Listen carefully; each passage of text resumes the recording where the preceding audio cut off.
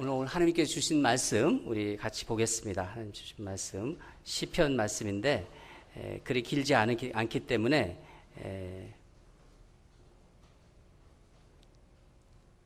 우리 시편 말씀 같이 합독하겠습니다. 처음부터 첫 절부터 마지막 1절부터 6절까지 같이 읽겠습니다. 시작.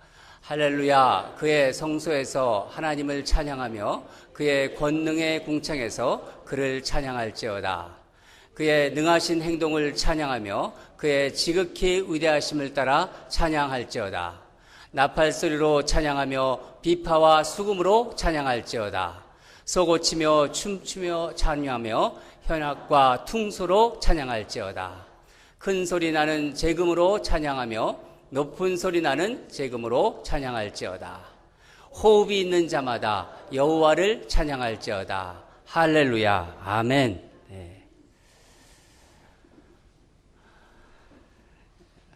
여러분이 지금 읽으신 이 시편은 시편의 가장 마지막 전체 150편으로 되어 있잖아요. 가장 긴 장인데 마지막 그 중에서도 150편입니다. 그래서 150편을 우리가 읽었는데 참 찬양이라는 말이 많이 나옵니다.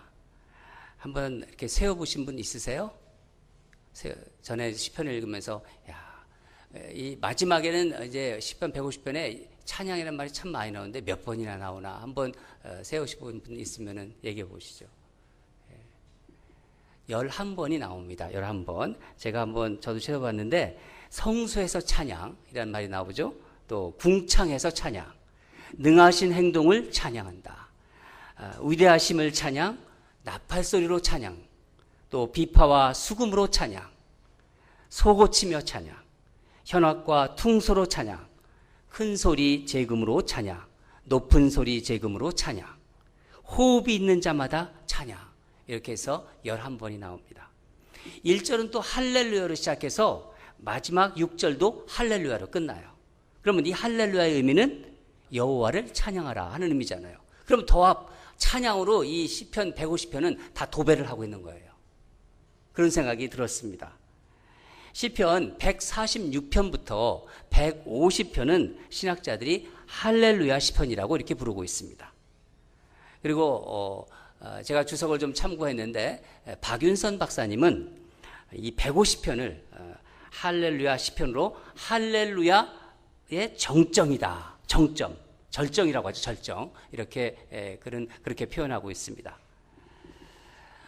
제가 왜 시편 150편을 여러분들하고 주일 내에 같이 이렇게 나누고 싶었냐면은 제가 우리 교회 부임해서 이렇게 같이 사역을 하고 또 예배를 드리고 이런 걸 보면서 성도님들이 이 하나님이 주시는 찬양이 그게 찬양의 은혜가 임하여가지고 그 성도님들이 좀 밝았으면 좋겠어요. 찬양이 임하면은 영이 막 살아나거든요. 그 마음이 제가 간절했는데 어느 구전에서 찾을까 계속 고민했어요.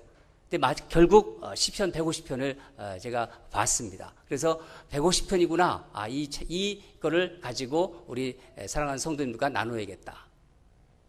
그런 마음을 가지고 이 시편을 우리가 주일 예배 한번 해보고 싶고 같이 말씀을 가지고 은혜를 나누고 싶었습니다. 그래서 이 시편을 선택한 것입니다. 마지막 6절이 이것을 잘 표현하고 있는데 우리 한번 6절만 다시 한번 더 읽어보겠습니다. 6절 시작. 호흡이 있는 자마다 여호와를 찬양할지어다. 할렐루야. 여러분, 찬양은 하나님께 대한 우리의 올바른 반응입니다. 하나님이 창조 주시잖아요. 하나님이 우리를 만드셨는데 만드신 피조물인 우리 인간이 하나님께 대해서 어떻게 표현하냐면 그 반응이 바로 찬양으로 나온다는 거예요. 살아있는 자마다 여호와를 찬양하라. 그렇게 하면 내가 살아있잖아요. 그리고 나를 지으신 이가 하나님이시잖아요. 내게 생명 주시고 나를 지금까지 인도해 오신 하나님. 그 하나님께 내 마음을 어떤 식으로든 표현해야 되는 것이 그것이 당연한 거 아닙니까? 나를 만드시고 나를 지으시고 나를 인도하시고 모든 것을 공급해 주시는 하나님이라면은 내가 하나님께 내 마음을 표현해야 되지 않습니까? 그게 당연하죠. 그 표현, 그 반응이 바로 찬양이라는 것입니다. 영적인 면에서 만약에 찬양이 없다면은 호흡이 있는 자가 아니라 호흡이 끊어진 자가 되는 거죠. 말씀대로 보면은. 그럼 호흡이 끊어졌다는 건 무엇입니까? 살았니 죽었니 물어봤을 때 죽은 거예요. 영적으로 보면은. 왜 개구리 잡아놓고 애들이 살았니 죽었니 그런 거잖아요. 반응이 없잖아요. 그럼 죽은 거잖아요. 바로 영적으로는 죽은 자가 되는 것입니다. 여러분 예수 안 믿는 사람들이 찬양하는 거 보셨어요? 못 봤어요. 저는. 영적으로 죽은 겁니다. 심하게 얘기하면. 우린 얘기할 거는 분명히 알아야 돼요. 예, 그거는 우리가 얘기할 거는 똑바로 얘기해야 된다는 거죠. 근데 여러분 이 찬양이 단순히 우리가 부르는 하나님을 찬양하는 노래, 찬양하면은 찬양곡이 막 생각이 나잖아요. 찬양 노래하는 거. 그것만 의미합니까? 그렇지 않습니다. 하나님을 향한 내 영혼으로 부르는 신앙 고백이에요. 내가 하나님을 믿잖아요. 하나님을 향해서 내 영혼이 하나님을 부르는 신앙 고백이라는 거예요. 하나님 믿습니다. 하나님 내가 주님의 자녀입니다. 또 하나님 막 감사하잖아요. 하나님께 감사함을 드리는 거예요. 하나님 감사합니다. 또 있죠. 하나님 사랑합니다. 하나님에 대한 사랑의 고백. 이것도 다 찬양이라는 거예요. 또 곡조에 담아서 바치는 기도잖아요. 그래서 찬양은 곡조 있는 기도라고 이렇게 또 얘기합니다. 곡조 있는 기도. 또 하나님에 대한 경배예요. 이 찬양은.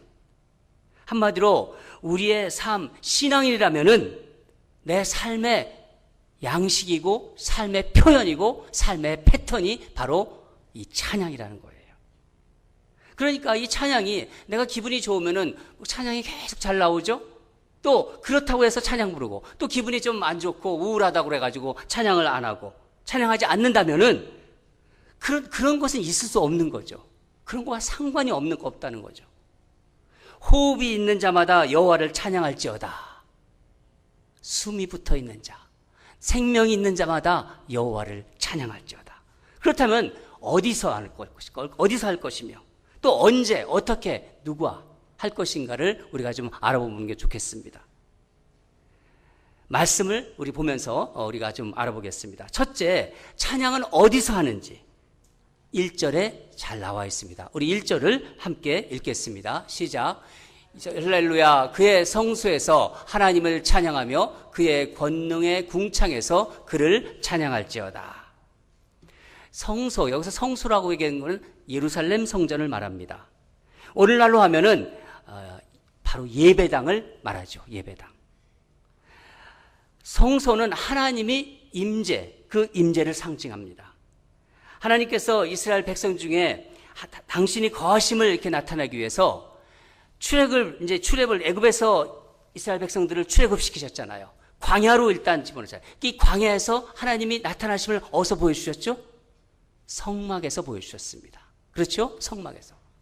그리고 또 예루살렘을 이제 성전을 건축하게 하셨잖아요.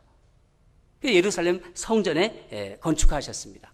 그리고 하나님께서는 그렇다면은 성막이라든가 성전 이런 예배당에만 하나님이 거하시는 것은 아니잖아요. 우리가 볼 때는 하나님은 이 세상 온 우주 만물에 다 편만하게 거하시는 분이 바로 하나님이십니다.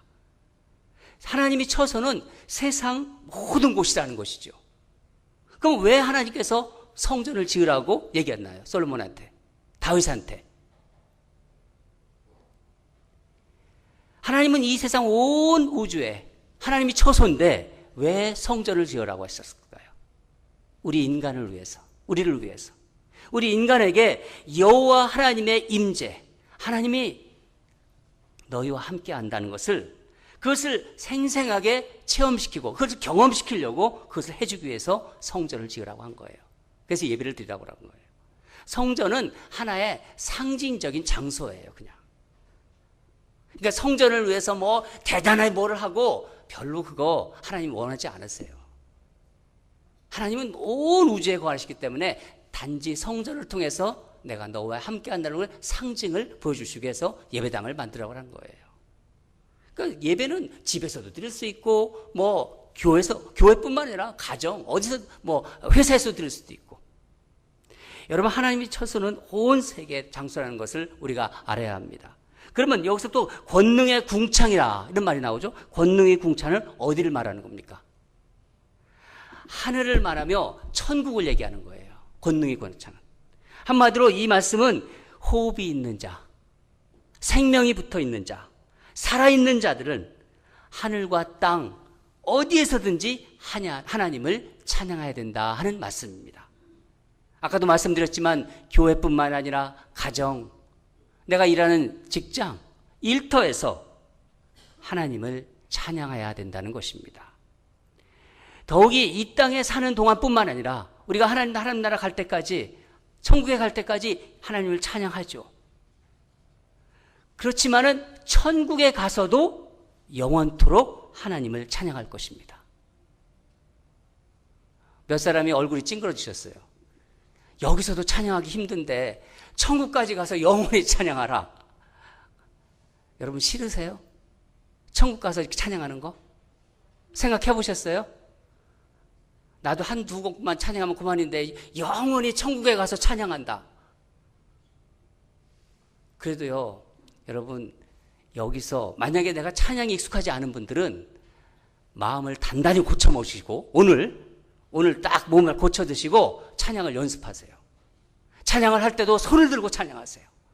그냥 다른 사람을 자꾸 의식하지 말고 내가 하나님만 너무너무 기쁘면은 그냥 손 들고 찬양하세요.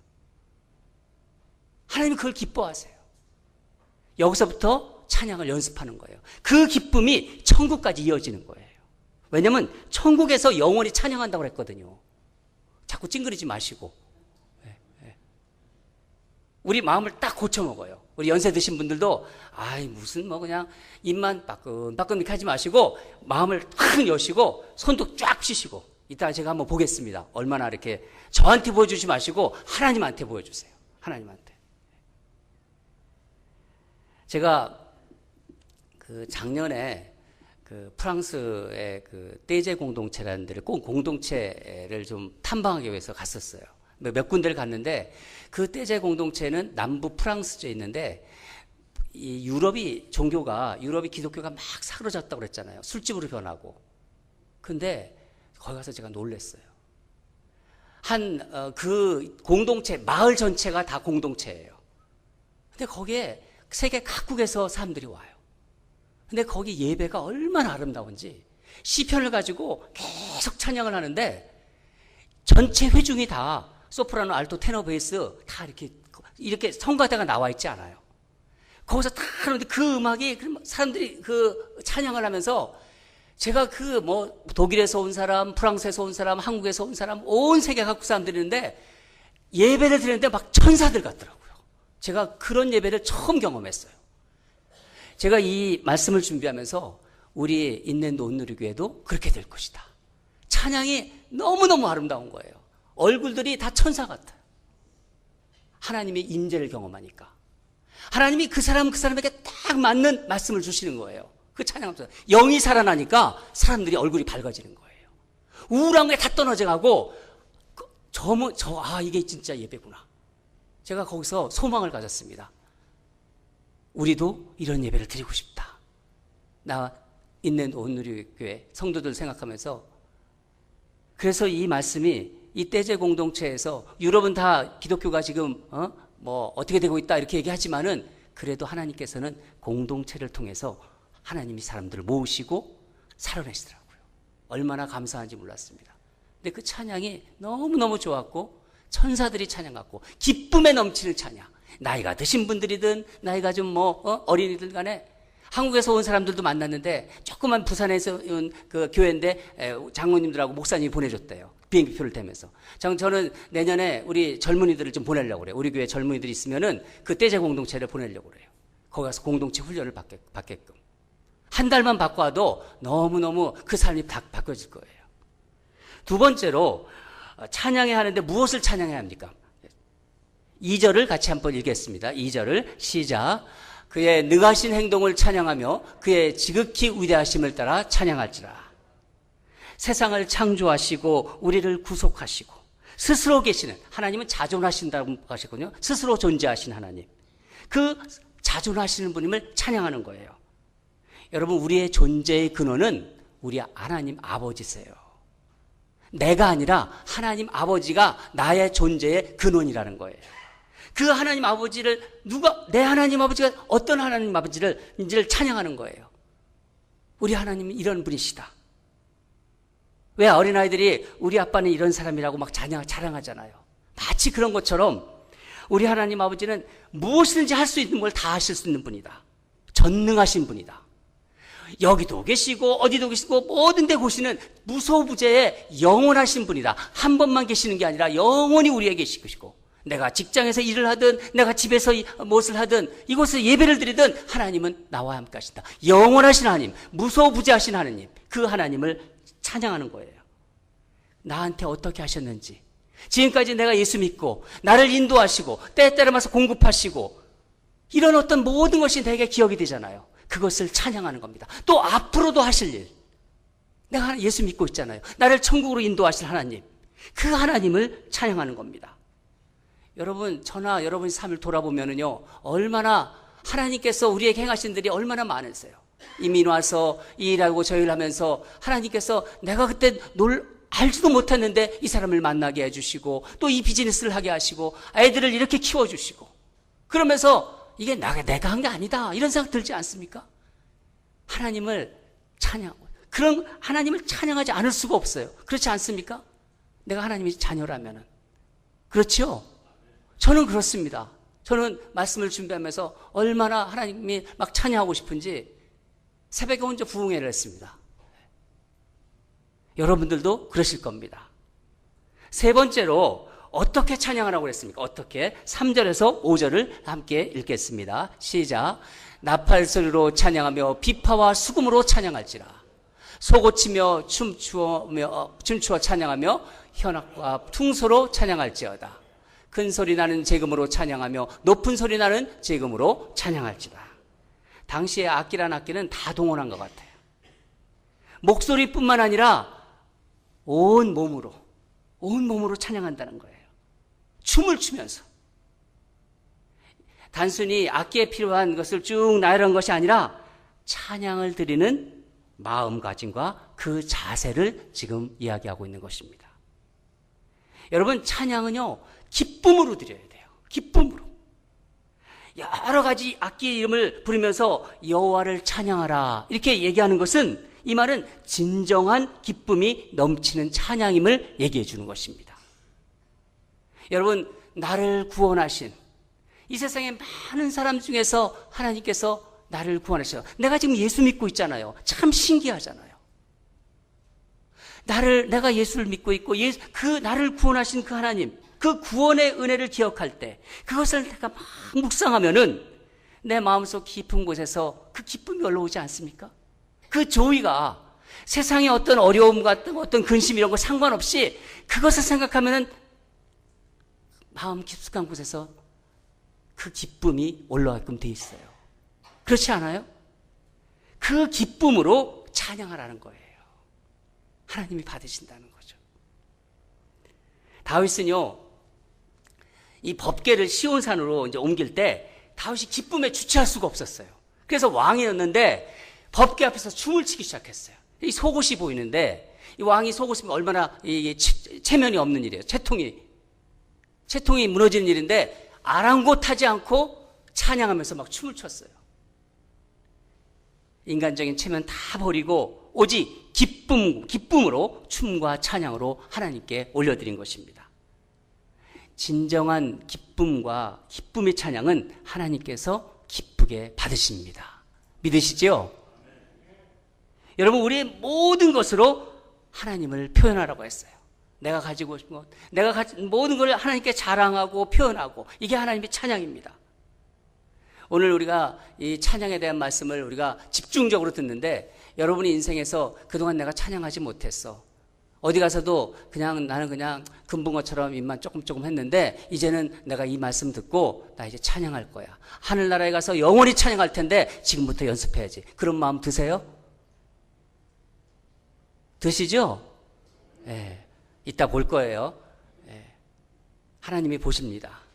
그런 마음 주시면은 그대로 순종하세요. 내가 기쁨으로 마음껏 하나님께 손을 들면서 찬양하겠다. 하나님 보세요. 하나님 보세요. 그러면서 나를 구원하신 하나님, 내가 이렇게 하나님을 찬양합니다. 하나님 기뻐하실 거예요. 다른 사람 의식하지 마세요. 하나님 앞에 예배로 나온 사람은 하나님만 바라보면 됩니다. 그렇죠? 네. 마지막으로 이런 찬양을 누가 언제 하라는 거예요? 6절입니다. 6절을 다 함께 읽겠습니다. 시작. 호흡이 있는 자마다 여호와를 찬양할지어다. 할렐루야. 여기서 호흡이 있는 자, 이 말은 살아있다, 생명이 있다, 이 말씀인데 창세기 2장 7절에 나오는 하나님께서 사람을 만드시고 어떻게 하시냐면 만드실 때 코에 생기를 불어넣으십니다. 그 코에 생기를 불어넣고 그게 생명이라고 말씀드렸죠. 생명이 되었다고 하는데 바로 그 호흡, 그 생기를 말합니다. 하나님의 은혜로 우리가 회복되었어요. 우리들은 바로 이 호흡을 하고 있는 우리가, 저와 여러분이 그런 찬양을 하는 사람이라는 거예요. 또한 내가 호흡이 붙어 있을 때까지 하나님을 찬양하라는 거예요. 여러분, 우리 인생에서 삶이 어려울 때가 많이 있지 않습니까? 힘든 일, 슬픈 일, 이런 일 당하면은 우리가 제일 먼저 예수 믿는 사람으로서 하나님께 기도하게 되잖아요. 하나님께 기도합니다. 그렇죠? 또 기쁘고 즐거운 일 맞으면은 감사함이 나오잖아요, 우리에게. 그리고 그때 하나님 찬양하잖아요. 그런 거와 상관없이 찬양은 이런 것 상관없이 항상 해야 된다는 거예요. 기쁠 때도 찬양하고 슬플 때도 찬양하고 어려운 시대도 찬양하고. 내가 구원받은 자라면. 사도행전 16장에 바울과 실라가 이제 전도 활동을 하다가 붙잡히게 되잖아요. 그래서 감옥에 들어갑니다. 그래서 거기서 죽도록 맞고 지하 감옥에 갇혀요. 근데 그 아프고 쓰린 상처에도 불구하고 이들이 한밤중에 일어나서 하나님을 찬양해요. 감옥 속에서. 그때 갑자기 이제 지진이 일어나더니 발에 차인 족쇄들이 풀리기 시작합니다. 그런 기적을 경험하게 됩니다. 여러분, 우리 그리스도인은 최악의 상태에서도, 최악의 상황에서도 찬양을 할 수 있는 사람들입니다. 믿으시죠? 그러니까 세상 사람들이 이해하지 못해요. 하나님, 세상을 떠나는 사람들 앞에서도 우리는 찬양해요. 우린 영원한 삶을 사는 거니까. 세상 사람들이 알 수가 없는 거예요. 그러니까 정말 그런 거 모르는 사람들은요, 미쳤다고 해요. 그렇지만 우리는 영원히 있는 사람들이기 때문에 영혼을 바라보잖아요. 그러니까 우리가 찬양할 수 있는 겁니다. 제가 며칠 전에 옛날부터 좀 교제하고 있던 한 권사님하고 이제 전화를 하게 됐습니다. 그 권사님이 지금 암 투병을 하고 있습니다. 지금 이분이 키모를 지금 받고 있는데 점점 힘들다고 얘기를 하시면서, 근데 이분이 전화를 하면서 얼마나 목소리가 아주 밝으신지, 자기가 몸은 지금 계속 안 좋아지지만은 키모를 오래 받으니까 너무 힘든 거예요. 근데 하나님과 점점 가까이 가고 있다는 거예요, 자기가. 그리고 그게 너무너무 기쁘다는 거예요. 그리고 그게 감사하고 찬양이 나온대요.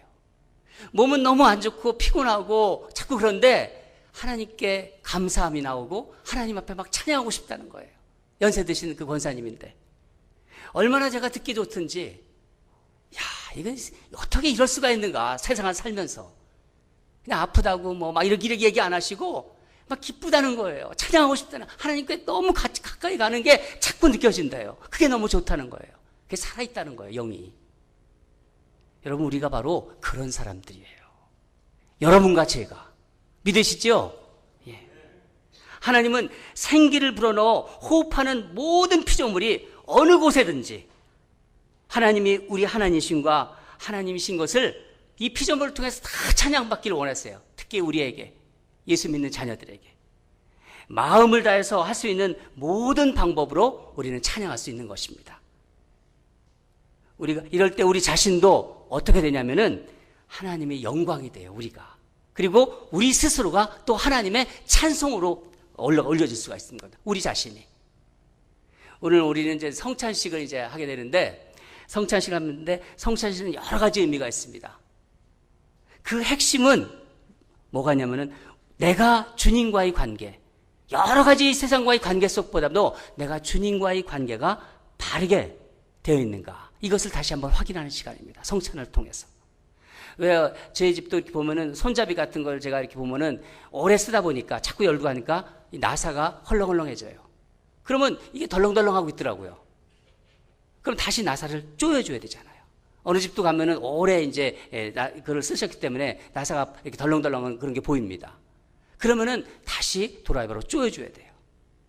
다시 한번 조여가지고 나와 하나님의 관계, 내가 헐렁헐렁한 하나님과의 관계, 근데 그렇다면은 다시 한번 조여줘야 됩니다. 그래서 제자리를 잡게끔. 이게 바로 성찬의 우리의 또 의미입니다. 오늘 우리가 함께 드리는 성찬식을 통해서 하나님께 마땅히 드려야 하는 그 찬양을 드리는, 그래서 하나님이 기뻐하시는 그 예배자로서 하나님이 찾으시는 예배자의 자리에 다시 서는 여러분과 제가 되기를 주님 이름으로 축원합니다.